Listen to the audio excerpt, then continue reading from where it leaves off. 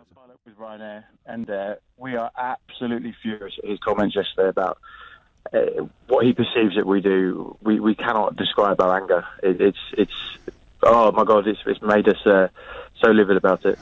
Let's backtrack a little first, John. The origin, the genesis of this crisis. What caused it in reality? So it's been a combination of factors. Yes, what RyanAir told the press about the leave situation, there is some truth in that. They've made a massive tactical error in how they allocated our leave this year with the change of the calendar year, which just falls upon them by the Irish Aviation Authority. But that has been compounded even worse by the volume of pilots that are leaving. It's unbelievable at the minute. And it's going to get worse. There'll be a lot more people leaving in December, January to other airlines when those airlines take our pilots to start flying next summer for them. We're talking about airlines such as Thomas Cook and Thomson and the charter airlines. Is that what we're talking about, John? Absolutely, yeah. Thompson, now, I understand that in your industry, the attraction of working for RyanAir is that you get a lot of hours very quickly. You learn a lot, but then what many seek to do is move on. How accurate is that? It's very accurate. I mean, RyanAir take on a huge amount of new pilots straight out of flying school, guys that have only ever flown light aircraft before, freshly qualified pilots with as little as 150 hours flying time in actual aircraft. RyanAir takes them on, gives them a fantastic opportunity. But they do that because they need to. They're not doing that out of the will of their heart. They do that because they can offer a lower salary. These guys are desperate to take it. And that's why it works in both parties' interests. And the range of salaries, so that young man or woman with 150 hours suddenly in the cockpit, what might he or she make? And then when you've done your hours and you're a senior captain or whatever the level is, because I'm not asking your salary, I just want to get the range of salaries on RyanAir. It's huge, the range of salaries. I'll explain the recruitment process as well for a new lad out of flight school. He'll join RyanAir. RyanAir will charge him €300 for an interview. This is all on the RyanAir's recruitment website. It's out there. So you have to pay to have an interview with RyanAir to be a pilot? It gets worse than this. You have to pay €300 for the interview. If you're successful, you then have to pay RyanAir €29,500 to be trained on the RyanAir aircraft. Following that, you then get given a 0-hour contract via an agency. You have to become self-employed, set up an Irish limited company. You have a 0-hour contract. Much like people seem to think 0-hour contracts are just a cancer amongst low-paid work. It's spreading. It's really bad. How do you find that $29,500? That's taken off your future earnings, is it, or you actually have to write a cheque? No, you pay up front there. So you need probably mum or dad to find the cash in reality. Absolutely. It's banks for mum and dad. People are remortgaging the houses, asking their wives, inheritances. It's shocking. OK, so then you're in, and what are you going to be making? That lad or young woman, she's going to be making what, do you imagine, when they start? So, after they start their job, it'll be about 6 months before they get a penny from RyanAir.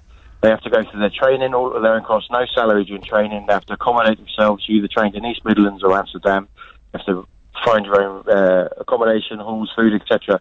People living in digs. After 6 months, they'll then, when they start flying their first passengers online, they'll be paid €20 an hour.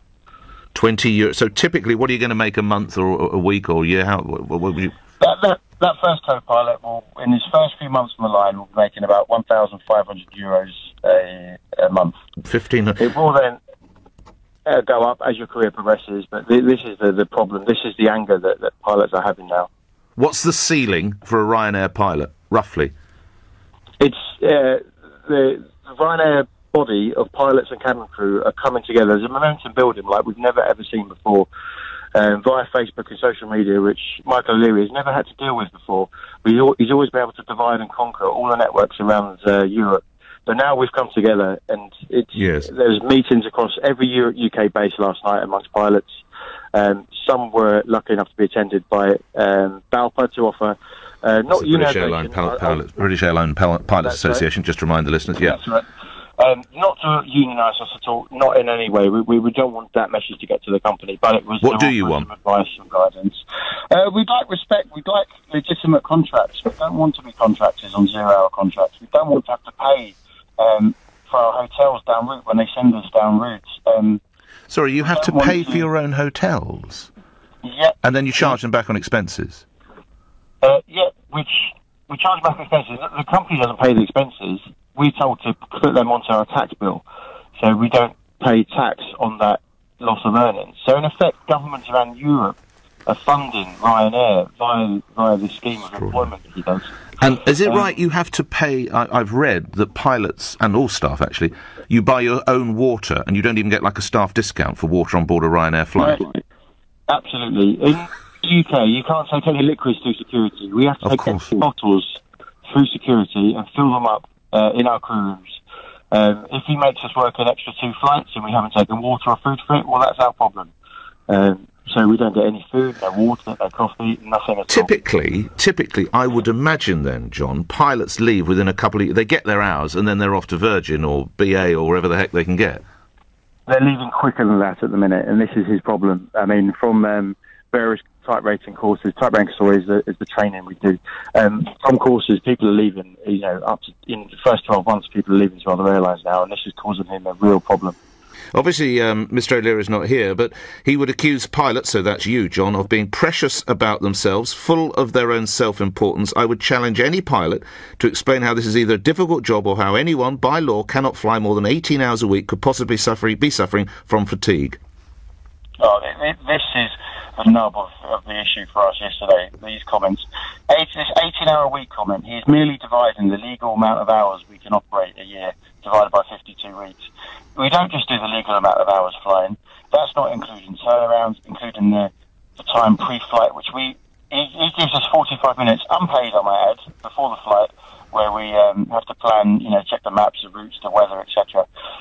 That we invariably are there an hour and a half to 2 hours before, out of our goodwill, unpaid. The turnarounds are unpaid. When we're delayed down routes and you pick up an air traffic slot when the French are on strike and you're stuck on the ground for 2 hours, those pilots and cabin crew are not getting paid by Ryanair for those flights. Oh, God. So not only are the passengers grumpy, but in fairness, the crew's not doing particularly well out of it either. Absolutely. And this is our massive frustration. It's that passengers vent it out on us. You didn't frankly have the balls to put country before party.